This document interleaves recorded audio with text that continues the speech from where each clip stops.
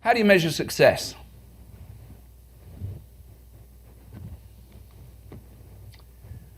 There's two different ways you can measure success, and there's two different ways of coaching.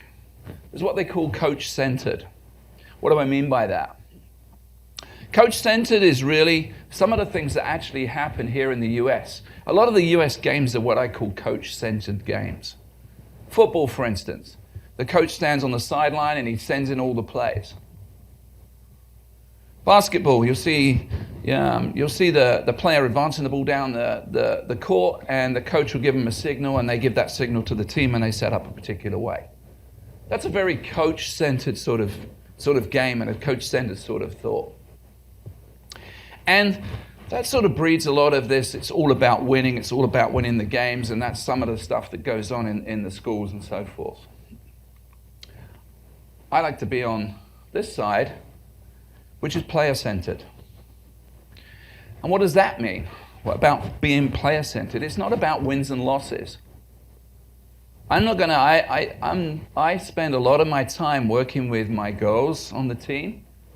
And then my girls are like my daughters. My daughter will tell you that. And really it's about how can I make that player better. It's not about whether we win or lose. It's about how can I make that player better? How can I make them better people? And getting involved with them and making sure they make the right decisions, not only on the rugby field, but in life as well. So it's a little bit different. There's a different side of things between being coach-centered, which is all about me being the coach. I'll give you an example. I was at a recent basketball game, and I was celebrating the fact that this basketball coach had won 100 games. From my perspective is, I don't win the game. The girls that are out on that field win the game. I don't win the game. I'm just there to enable them to have the abilities to win that game. It's a different perspective. I want to talk about two different types of coaches. And here's one, the bully coach. I saw this a few weeks ago. Young ladies were playing basketball, and at the end of the first quarter, the coach went absolutely ballistic. Screaming and shouting at her team, stamping her feet. If I'd have been a parent of that young woman on that team, I'd have walked across that court and taken her out, never to play again. That's not the way you coach people. That's not the way you approach people. In the same way with management. If you're a manager, you don't berate people. Yeah, you can have discussions about the fact that they're not doing so well and so forth, but that's part of it. You have to treat people with respect. So the coach mentor is someone who gains the respect of their players, not because you are the coach, but because of what you do and the way you act. There's a thing that they call the shadow of a manager, if you look at some of the things. It's how does the manager or how does the coach act, and that inflects on how the team acts. We lost a game the other week, and we lost a game, real close game against our biggest rivals in our North Division. And at the time we crossed the line, we went to score 4 times, and we didn't. The referee didn't allow them. Not one of my girls said a word to that referee. And the reason is they know they're not to speak to the referee, they know, and they were disappointed that they lost. But if you saw that first picture, all those girls were smiling, right? We came second in state. We didn't win the state. But they were all smiling because they had fun, and they know that that was because they gave their best effort, and their best effort wasn't quite good enough that day. You've got to build confidence in people, both as a manager and both as a coach. And the way that you do that is you poke fun at yourself. Olivia knows that, okay? Have fun with people, have fun, make things fun. If it's not fun, people don't want to do it. So the coach I was talking about earlier has lost all her junior class of basketball players. There's not going to be one senior on that team next year. They're all on my team right now. So that's some of the stuff that happens is the way you treat people. If you want to be treated right, you need to treat people the right way.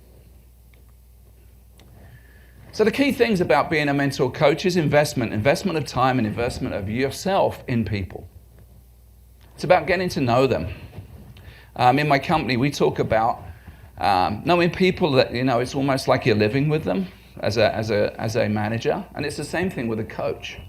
I spend time not being intrusive, I'm not being nosy, but I know what my girl's background is going on. I know their families, I know their parents, I know whether their parents are divorced, I know whether they're single parent families. I know that stuff, and it's just by getting to know them and know them very, very well. And they get to know me as well. They know I can be firm with them. I can be firm, but they know I'm being firm with them, not because I'm being nasty, not because I'm being rotten in any way, shape or form, but because I want to make sure that they're going on the right path. I'm going to have a conversation with a young lady later today. And I have a great connection with someone in our school who's actually happens to be the resource officer. And he told me some stuff yesterday, so I'm going to spend some time with her. I do a little bit of a, hey, you know what? You need to keep out in the middle of some of these things.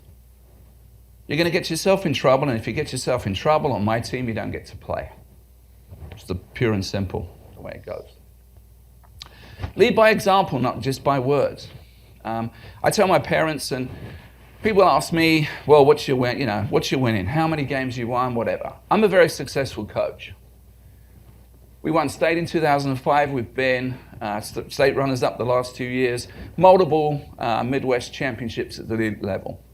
That's not what counts. What counts is the fact that we've got people coming back and being in touch with me.